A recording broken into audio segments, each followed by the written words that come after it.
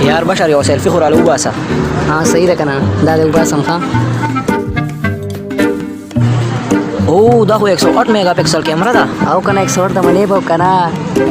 منم یار. هلکه هغه زما 500 روپۍ را. ماړه زرګیز دی، ما تېره سره نشته زرګیز دی. هغلته هغه کس ناست دی راځه هغې سره راشه. کلیواله دا لوټ راته مات که یار. لوټ راته مات کړم. او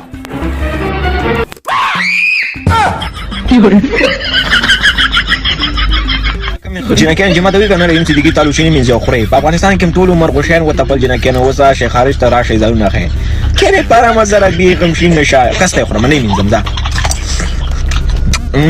الګا یار په دې جمعات باندې ډیر زیات نور لګي سوري تکو یې نه ولې نه یار مو خاصم خدای بخلی او کو چرته دا ثواب پکې وګټو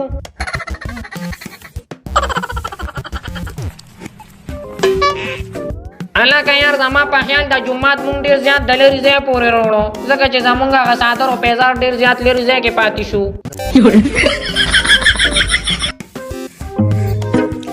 مرګري دا خو راته ووایه چې ته ما پیژنې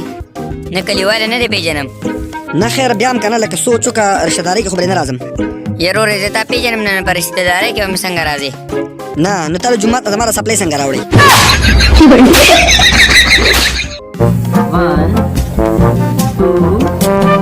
1 2 3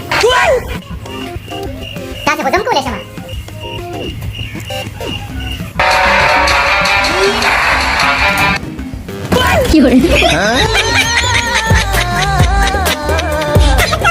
واده په لومړي کال سړی غږیږي ښځې غوږ نیولی وي د واده په دوهم کال ښځه غږیږي سړي غوږ نیولی وي د واده په درېیم کال دواړه غږیږي او ګاونډیانو یې غوږ نیولی وي تل مې درته ویلې خان بابا چې مونږ باندې ستا دا هوښیاري اثر نه کوي دا چالاکي دی په مونږ باندې مه کوه ځه لاړ شه پوه شولې چې ټوپک زمونږ قانون دی ډشکیاو خلاص چې زو لغمان ته مې تر لمپې به میلې وکړو خپل وطن ته لاړ شو الینګار کې به څو شپې وکړو اور برئ اور چپ شه درته ویم که بله خبره دې وکړه نو په دې عمر کې به درله دا خوله کشره پکم څوک چې سره پسې وایي ما بخلي څوک چې سره پسې وایي ما بخلي سپي غپېږي څوک تېرېږي چې په لار لکه د مار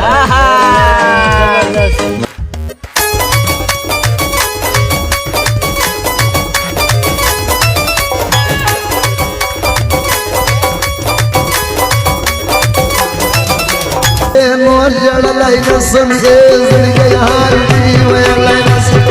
د هیچا په خوږو پستو خبرو غلط نشي دا خلک به دې وخوري په خوږه کې ادم خانه دا خلک به دې وخوري